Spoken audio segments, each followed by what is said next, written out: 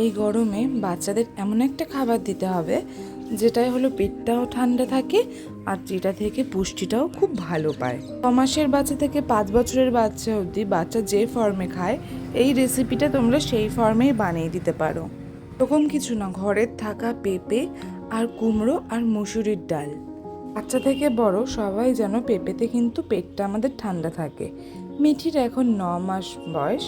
আমি ওকে একদম পেস্ট ফর্মে খাবার দিই না, ম্যাশড করে দিচ্ছি। এই ম্যাশ খাবারই কিন্তু ও খায়।